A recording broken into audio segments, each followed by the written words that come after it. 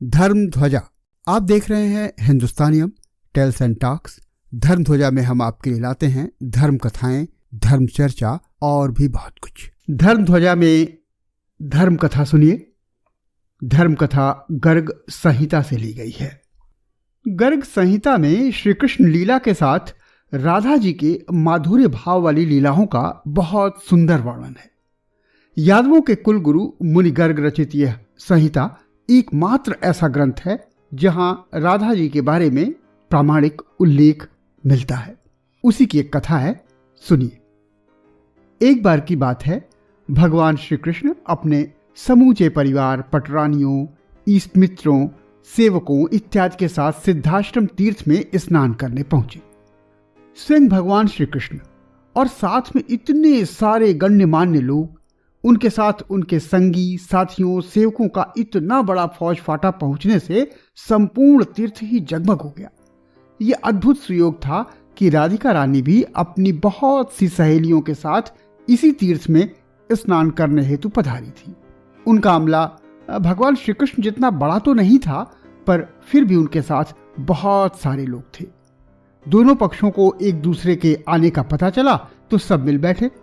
फिर तो सिद्धाश्रम तीर्थ में उल्लास, उत्साह, आनंद का अद्भुत माहौल बन गया। श्री कृष्ण की पटरानियों ने भगवान श्री कृष्ण के मुख से श्री राधा जी की बड़ी महिमा सुन रखी थी। बहुत उत्सुकता के साथ वे उनसे जाकर मिली। श्री राधा जी ने पटरानियों से कहा, चंद्रमा एक होता है, चकोर बहुत से होते हैं, सूर्य एक ही है, नेत्र अनेक हैं। पटरानियों को श्री राधा जी का साथ और उनकी बात बहुत बहुत भाई, तो वे श्री राधा जी को अपने साथ अपने खेमे में ले आई।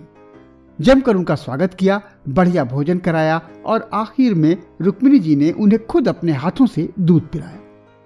थोड़ी देर बाद जब बातचीत करके श्री राधा जी अपने शिविर को लौट गईं, तब उस रात हमेशा की तरह रुक्मिणी जी भगवान श्री कृष्ण के पैर दबाने पहुंची। पैर दबाते दबाते जब रुक्मिणी जी ने भगवान के तलवों की तरफ ताका तो वहां बहुत से फफोले देखे। रुक्मिणी जी ये देख करके घबरा गई। भगवान आंखें बंद किए लेटे थे। उनकी निद्रा में बाधा न पड़े इसलिए रुक्मिणी ने तमाम पटरानियों, सहेलियों को बिन बोले संकेत करके वहां बुला लिया। वो सब ये देखकर चिंतित हुई, पर अचरज में भी थी कि भगवान श्री कृष्ण के पांवों में, उनके सुंदर सुकोमल तलवों में ये फफोले आए तो कैसे आए। पर भगवान से पूछने का साहस किसी को न था। सहेलियों की फुसफुसाहट सुन भगवान ने आंखें खोल दी। सबको अपने इर्द गिर्द देख श्री कृष्ण ने पूछा कि वे सब यहां इस तरह क्यों इकट्ठा हैं। उन सभी ने प्रभु के तलवों में पड़े फफोलों की तरफ इशारा करके विनम्रता से उसका कारण पूछा। भगवान बहुत देर तक उन्हें टालते रहे, पर जब उन्होंने बहुत कहा तो वे बोले, रुक्मिणी, जब तुमने उन्हें पीने के लिए दूध दिया तो बहुत गर्म था। तुम खुद लाई थी, इसलिए तुम्हारा सम्मान मान रखने के लिए श्री राधा जी मना न कर सकी। यही नहीं, संकोचवश इस बारे में कुछ कहना और पीने में बहुत देर करना भी उन्हें ठीक न लगा। श्री राधा जी के हृदय में मेरे चरण कमल हमेशा ही बने रहते हैं। वो गर्म दूध उनके हृदय में गया, ऐसे में मेरे पैरों में फफोले तो पड़ने ही थे। प्रभु श्री कृष्ण की बात सुनकर रुक्मिणी समेत सभी पटरानियों को बहुत आश्चर्य हुआ। साथ ही साथ वे ये भी समझ गईं कि उनके प्रेम के आगे श्री राधा जी का प्रेम कितना महान है और उन सब का प्रेम कितना तुच्छ। यह कथा गर्ग संहिता में वर्णित है।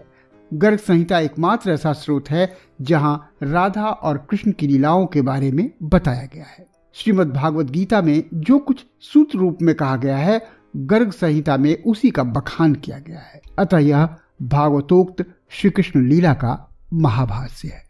धर्म ध्वजा एपिसोड पसंद आया हो तो लाइक जरूर करें और कमेंट में अपनी प्रतिक्रिया तथा सुझाव अवश्य दें। ये हमारे लिए आपका प्रसाद है। सब्सक्राइब तो आपने कर ही लिया होगा। अभी इतना ही, मिलते हैं अगले एपिसोड।